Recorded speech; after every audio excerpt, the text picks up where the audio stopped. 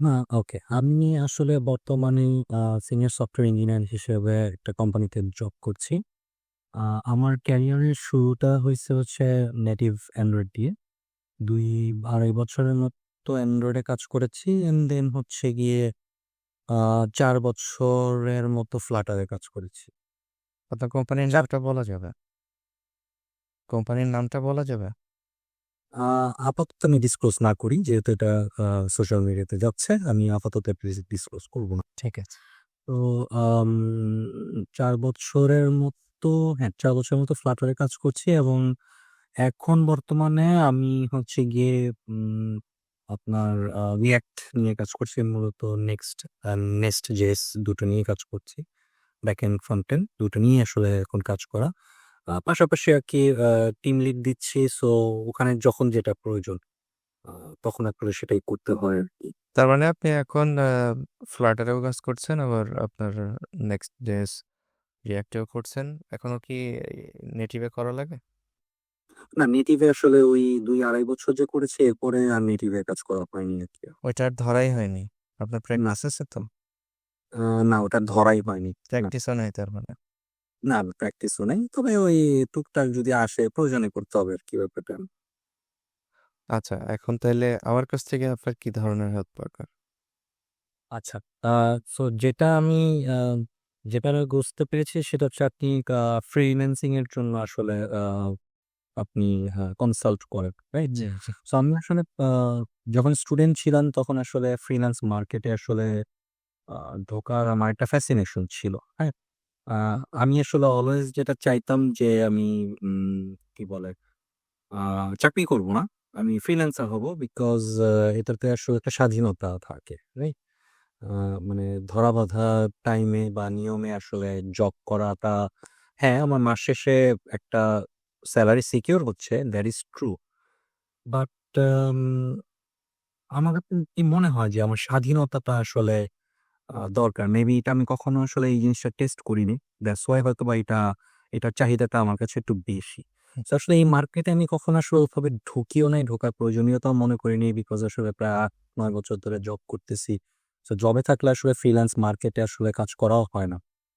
ওই সময়টাও আসলে ওভাবে পাওয়া যায় না।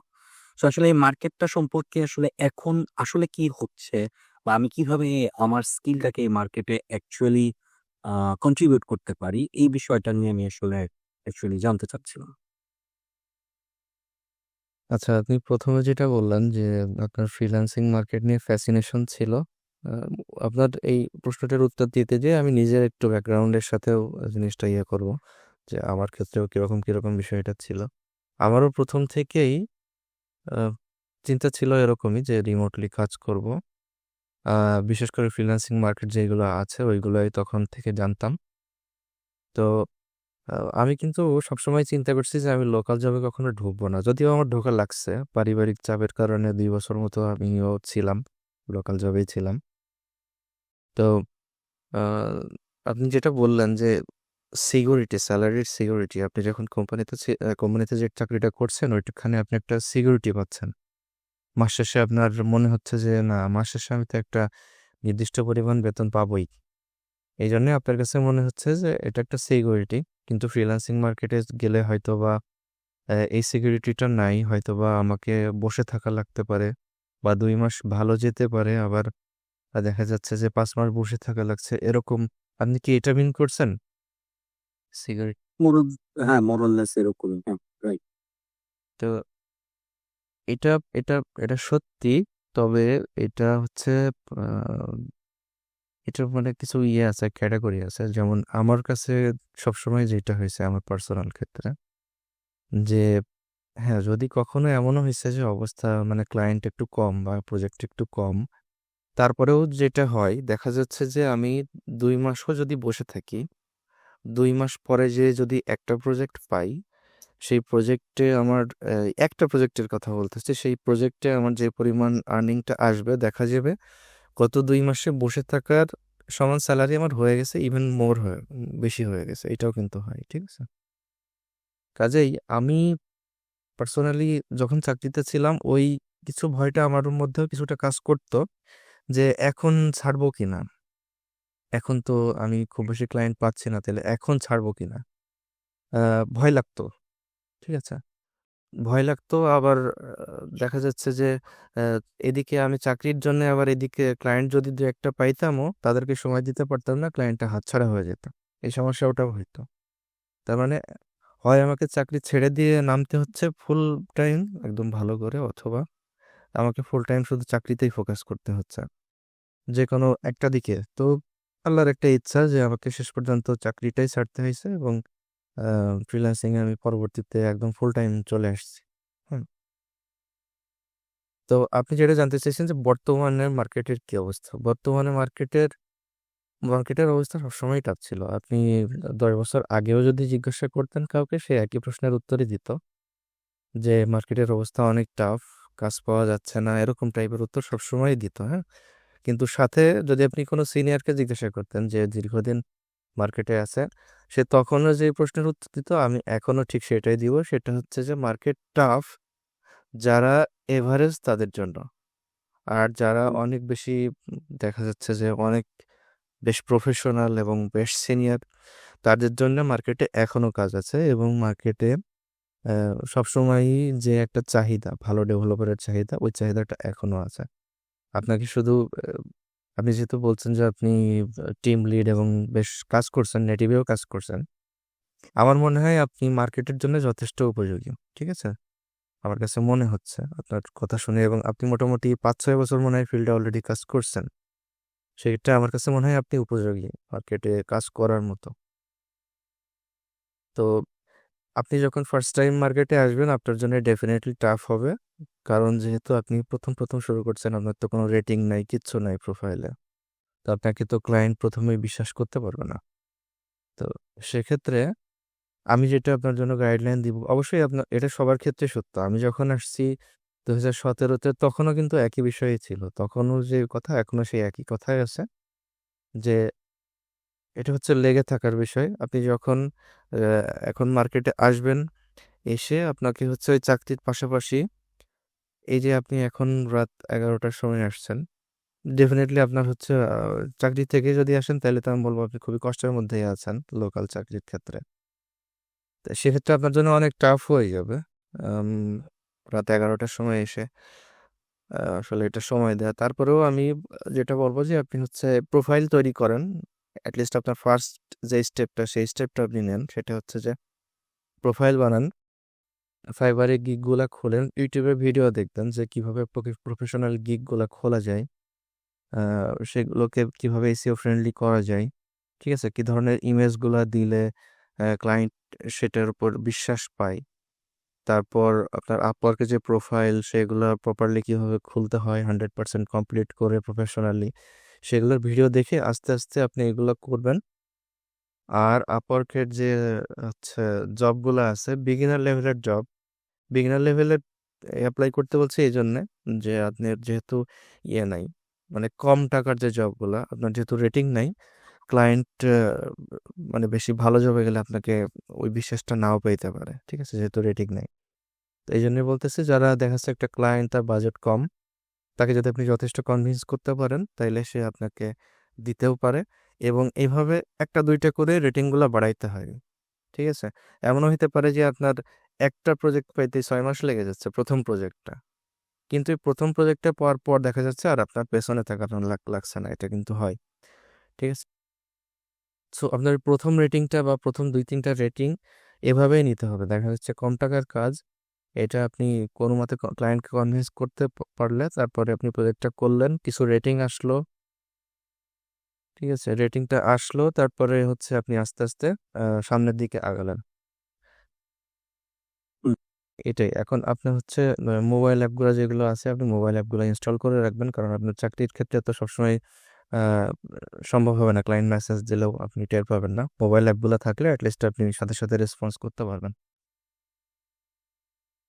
সো এখানে আমার একটা কোয়েশ্চেন আছে। হ্যাঁ, লেটস সে দ্যাট আমি মার্কেটে ইন করলাম।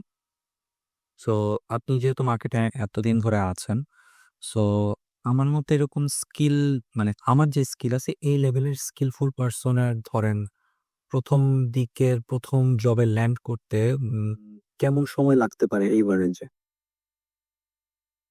এইটা এটা হচ্ছে অনেকটা ডিপেন্ড করে ভাগ্যের উপর। একজন লোক অনেক বেশি স্কিল থাকা সত্ত্বেও তার অনেক সময় লাগতে পারে। ভাগ্যের উপর কিছুটা নির্ভর করে, আর কিছুটা নির্ভর করে আপনার অ্যাপ্রোচের উপর। যেমন আপনি হচ্ছে এভারেজ সবাই যেরকম অ্যাপ্লাই করে আপনি ওইভাবে অ্যাপ্লাই করবেন না। সবাই, যেমন আমি বলি যে সবাই দেখা যাচ্ছে তার প্রপোজালে লিখছে যে আমার এত বছরের এক্সপেরিয়েন্স আছে, আমি এই আমি সেই। অপ্রয়োজনীয়, আমার কাছে মনে হয় এগুলো অপ্রয়োজনীয়। ক্লায়েন্টের এত বেশি সময় নেই আপনার পুরো প্রপোজালগুলো পড়বে, তার শুধু কুইকলি জানা দরকার ওই আপনার কোম্পানির সিভির মতো আর কি। এইচআর এর এত বেশি সময় নেই তো, তার শুধু দরকার যে আপনাকে দিয়ে কাজটা হবে কিনা। আমি সবাইকে সবসময় যেটা বলি যে একটা পোর্টফোলিও সাইট বানাইতে, এবং সেখানে খুব সুন্দর করে তার আগের কাজগুলো সুন্দর স্ক্রিনশট দিয়ে, যেন তেন স্ক্রিনশট না। একজন গ্রাফিক ডিজাইনারের পোর্টফোলিও যদি আপনি দেখেন, দেখবেন ওরা খুব সুন্দর করে তারা যে অ্যাপের ইউআই ইউএক্সটা বানাইছে সেটা খুব সুন্দর স্ক্রিনশট দিয়ে সাজায় সাজিয়ে বানায়। আপনার স্ক্রিনশটগুলো ওরকম সুন্দর হইতে হবে। দরকার হলে কোনো গ্রাফিক ডিজাইনারের হেল্প নিতে হবে। যদি নিজে না পারেন সেক্ষেত্রে সুন্দর করে কাজগুলো সাজাইতে হবে পরপর পরপর, যেন কুইকলি আপনার সাইটে ঢুকলেই আপনার প্রজেক্টগুলো আগে দেখা যায়, ঠিক আছে? তো তাইলে আপনার ওয়েবসাইট পর্যন্ত যদি ক্লায়েন্ট যাইতে পারে, তাইলে সে বুঝতে পারবে যে না, এই লোকটা হচ্ছে মার্কেট প্লেসে নতুন। তাকে আপনার প্রপোজালে বলতেও হবে এটা যে হচ্ছে আমি হচ্ছে মার্কেট প্লেসে নতুন আসছি, কিন্তু লোকালি আমি মোটামুটি এরকম 5-6 বছর ধরে জব করছি, ঠিক আছে? তাহলে সে অনেকটা কনভিন্সড ফিল করবে যে না, সে লোকালি অনেক বছর জব করছে, এবং তার পোর্টফোলিও সাইটে আমি দেখছি যে সে হচ্ছে অনেকগুলো কাজ করছে, এবং সে যে কাজগুলো করছে আমারও একটা সিমিলার কাজ দরকার, অতএব তার সাথে কথা বলা যেতে পারে, ঠিক আছে? এরকম কনভিন্সড হইলে সে দেখা যাচ্ছে আপনাকে মিটিংয়ে ডাকতে পারে। বিশেষ করে আপওয়ার্কের ক্লায়েন্ট মিটিংয়ে ডাকে সাধারণত। ফাইবারের ক্লায়েন্টগুলো এতটা ইয়ে হয় না, তবে আপওয়ার্কের ক্লায়েন্টগুলো মিটিংয়ে ডাকে। সেটা আপনাকে মিটিংয়ে ইংলিশের ওই দক্ষতাটুকু থাকতে হবে যে মোটামুটি কনভারসেশন চালানোর মতো। মিটিং পর্যন্ত যদি ক্লায়েন্টকে আপনি আনতে পারেন, তাহলে বুঝবেন যে আপনি 60-70% আপনার কাজ শেষ। মানে আপনার প্রজেক্ট সিকিউর করা শেষ 60-70%। বাকি যে 30% থাকছে, আপনাকে এটা ক্লায়েন্টকে কনভিন্স করানো, এটা আপনার বাকিটুকু করে ফেলতে হবে। তাকে বোঝাই ফেলতে হবে যে হ্যাঁ, ঠিক আছে, তুমি যেরকম যেরকম চাচ্ছ সবই আমি বুঝতে পারছি, এবং এটা আমার দ্বারা পসিবল, অথবা এই যে আমি অলরেডি সিমিলার একটা কাজ অলরেডি করছি, এরকম আর কি। বাকিটা তার সাথে কথা বলে ওইটুকু তাকে কনভিন্স করে ফেলতে হবে। তো আপনার প্রথম স্টেপ হচ্ছে আপনার প্রোফাইল তৈরি করা প্রফেশনাল ভাবে, ঠিক আছে? মাঠে না নামলে আপনি তো আসলে বুঝতেও পারবেন না। আমি যতই বলি আপনার কাছে মনে হবে যে অনেক দূর পথ অনেক দূরই, কিন্তু আপনাকে স্টেপ বাই স্টেপ তো আগাইতে হবে, এটা সময় লাগবে। ওই যে বললাম, আপনি চাকরি করছেন করেন, তার পাশাপাশি এটাকে একটা সাইড হাসাল হিসাবে নেন, ঠিক আছে? তাইলে হইতে পারে আপনি আজ থেকে 1 বছর পরে যে আপনার ফার্স্ট জব বা আপনার ফার্স্ট একটা পার্মানেন্ট ক্লায়েন্ট পেয়ে যাচ্ছেন, আপনার চাকরি, বর্তমান চাকরি আপনি ছাড়ার মতো অবস্থা হয়ে যাচ্ছে, এটা কিন্তু হতে পারে। আর যদি আপনি কোনো স্টেপ নাই নেন, তাইলে দেখা যাবে আগামী 5 বছর পরে যে আপনি আফসোস করছেন যে আমি যদি 5 বছর আগে অন্তত শুরু করতাম, তাও অন্তত এখন একটা পর্যায়ে যেতাম। আপনি অলরেডি যে ভুলটা করছেন সেটা হচ্ছে আপনি লোকাল জবে ফুল টাইমটা দিচ্ছেন, কিন্তু আপনি মার্কেট প্লেসে একদমই ইয়ে করেন নাই, চেষ্টা করেন নাই। এটা তো খুব কঠিন কিছু না, আপনাকে জাস্ট প্রোফাইল টোফাইল খুলতে হবে, অ্যাক্টিভ থাকতে হবে, মাঝে মধ্যে অ্যাপ্লাই করতে হবে। আসলে মার্কেট প্লেসে ট্রাই না করার পিছনে একটা রিজন আছে। আম, আমি অ্যাকচুয়ালি মার্কেট প্লেসে ট্রাই না করলেও আমি লোকাল মার্কেটে ফ্রিল্যান্স জব করেছি। হ্যাঁ, আমার জবের পাশাপাশি। সো খুব বেশি ক্ষেত্রে পারিনি, কারণ ওই একই প্রবলেম দেখা যায় যে চাকরিতে যেটা হয়, লাইক মানে এমন না যে আজকে হ্যাঁ 11টা বাজছে, এরকম না যে প্রত্যেক দিন হয়, বিষয়টা এরকম না আসলে। ধরেন যখন রিলিজ থাকে, হ্যাঁ, বা আম, কোন একটা কি বলে, কোন একটা ঝামেলা হলে, সার্ভার টার্ভার ডাউন হয়ে গেছে বা কিছু একটা ক্লায়েন্টকে আমাকে ইমিডিয়েট সাপোর্ট দিতে হচ্ছে, এরকম ক্ষেত্রে দেখা যায় যে হ্যাঁ অনেক সময় মাসের পর মাস এরকম হয়ে যায়, বা 1 সপ্তাহ ধরে অফিসে 10টা 11টা পর্যন্ত থাকতেছি।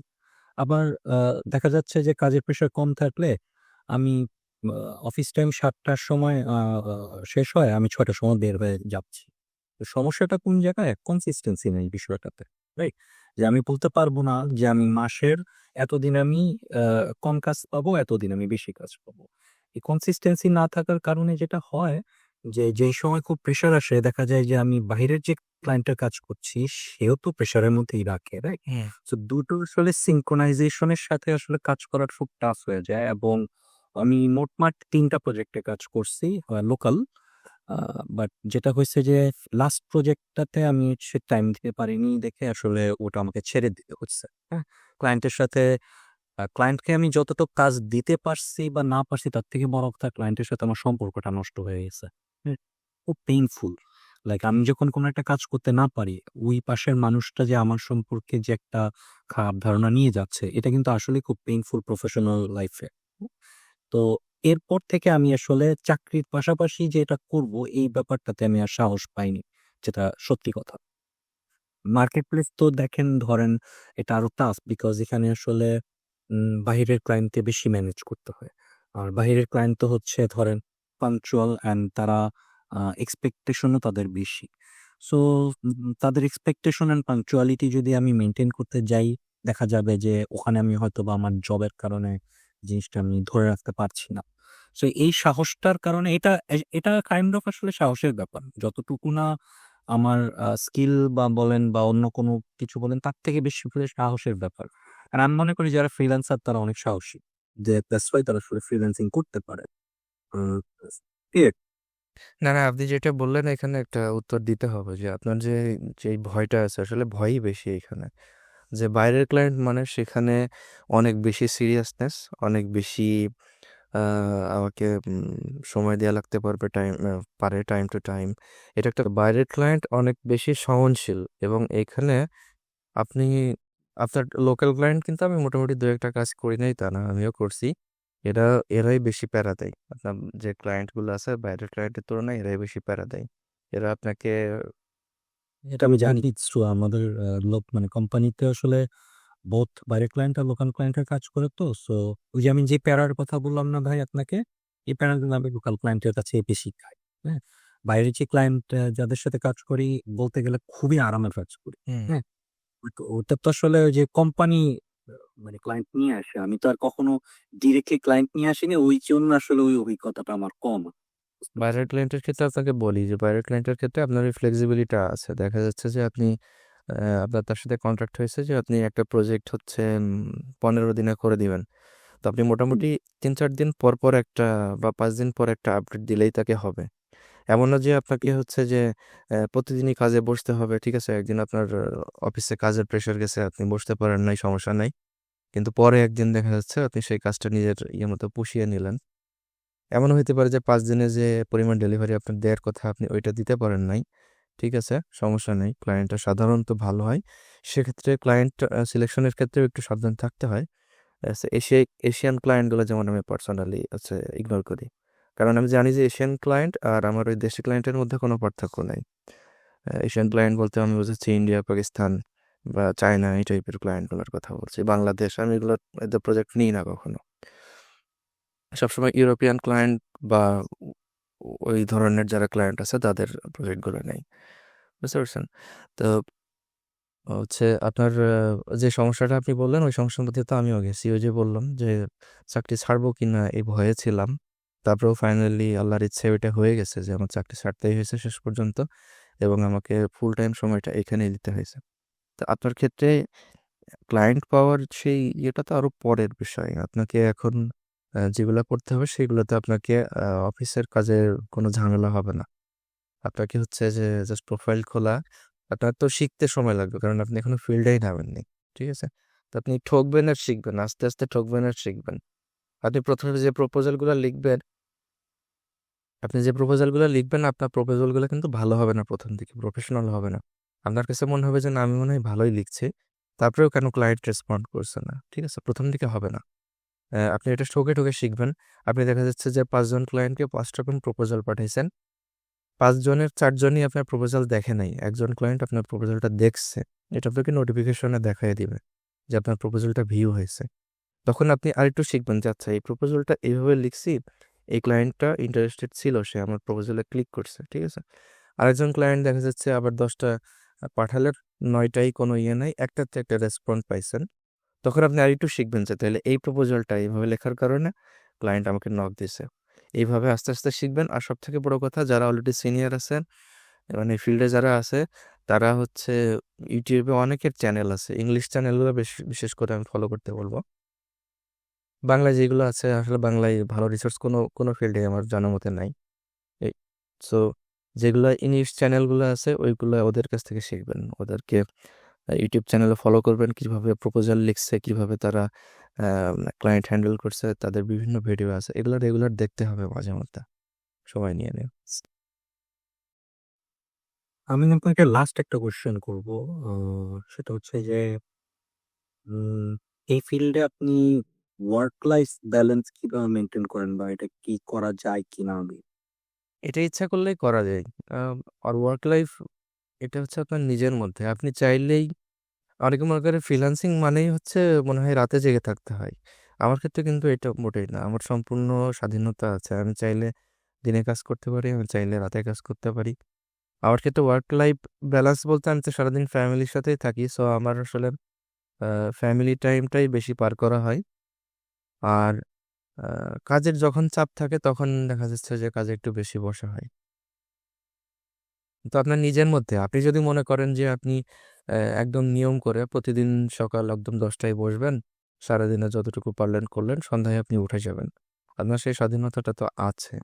তবে এটা আবার অনেক সময় ডিপেন্ড করে প্রজেক্টেরও উপর। দেখা যাচ্ছে যে আপনার যে ক্লায়েন্ট, সে আপনাকে হায়ার করছে যে সে একটা মোটামুটি একটা টিম চালাবে। তো আপনি একজন টিম মেম্বার। তো সেক্ষেত্রে সে বলছে যে সবাইকে এই টাইমে অফিস করতে হবে, অফিস না মানে এই টাইমে কাজে বসতে হবে যেন অন্যান্য টিম মেম্বার তাকে পাইতে পারে। সাপোজ আপনি বাংলাদেশে একটা টাইমে বসছেন, আর একজন ইন্ডিয়া থেকে আরেক টাইমে বসছে, এরকম হইলে ঝামেলা হবে। যার কারণে ক্লায়েন্ট বলে দেয় অনেক সময় যে সবাইকে এই টাইমে থাকতে হবে, তাইলে সবাই টিম মেম্বাররা হেল্প পাবে। এটা অনেক সময় হয়, এটা ডিপেন্ড করছে আপনার প্রজেক্টের ওপর। সেরকম যদি হয় তাইলে আপনাকে ওই দু একটা প্রজেক্ট একটু মানায় নিতে হবে। এটা সত্যি যে ফ্রিল্যান্সিং লাইফ সবসময় যে খুবই মজার এরকমও না। মাঝে মধ্যে একটু টাইমের হয়ে যায়, সেক্ষেত্রে দেখা যাচ্ছে যে আপনাকে রাতের বেলা কাজে বসতে হচ্ছে, সেক্ষেত্রে আপনি দিনের বেলা আহ, ওই আপনার যে শারীরিক এটা ঘুমানো বা এরকম এগুলো পুষায় নিতে হবে, এটা হতে পারে। আমার ক্ষেত্রে কখনো হয় নাই। তবে অনেকের ক্ষেত্রে এটা হয় যে তাদের ক্লায়েন্টগুলো দেখা যাচ্ছে আমেরিকান ক্লায়েন্ট, আমেরিকার সাথে আমাদের ক্লায়েন্টগুলো টাইম সম্পূর্ণ উল্টা। আমাদের রাত মানে তাদের দিন। আর তবে এটা যদি ওরকম টাইপের হয় যেটাতে বড় একটা টিম কাজ করছে, তখন অনেক সময় ক্লায়েন্ট টাইম বলে দিতে পারে যে এরকম টাইমে বসতে হবে সবাইকে। তো আপনাকে হচ্ছে, যখন আপনি প্রজেক্ট ফ্রিল্যান্সিং করছেন বিশেষ করে, আপনাকে টাইমের বিষয়ে অবশ্যই ফ্লেক্সিবল হইতে হবে।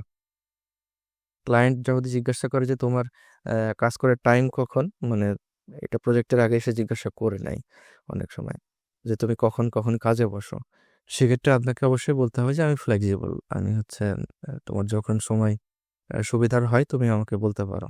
এক্ষেত্রে আপনি পারবেন না, কারণ আপনি এখন বর্তমানে জবে আছেন। ঠিক আছে, আপনার ক্ষেত্রে সেক্ষেত্রে আপনাকে বলতে হবে যে আমি এখন থেকে এই কয়টা থেকে এই কয়টা, বা আমি নির্দিষ্ট কোনো টাইমে বসতে পারবো না। আমি হচ্ছে যেহেতু একটা লোকাল জবে আছি, আমি এর পাশাপাশি নিজের প্রয়োজন মতো কাজ করব। প্রথম দিকে আপনাকে ওভাবেই বলতে হবে। তবে ওরকম ক্লায়েন্ট যে আপনি পাবেনই তার কোনো গ্যারান্টি নেই। আমি বলতেছি যদি আপনি পান আর কি। সাধারণত আপনি হয়তো পাইতে পারেন প্রজেক্ট বেসড, সেটা টাইমের কোনো ঝামেলা নাই। আপনি যখন ইচ্ছা বসলেন, যেদিন ইচ্ছা বসলেন, আপনি শুক্রবারে বেশি কাজ করে নিলেন। ঠিক আছে, এইভাবে আপনি আগায় নিলেন। প্রথম দিকে আপনাকে যথেষ্ট প্যারা নিতে হবে, এটা সত্যি, যেহেতু আপনার অলরেডি ওই দিকে একটা জব আছে।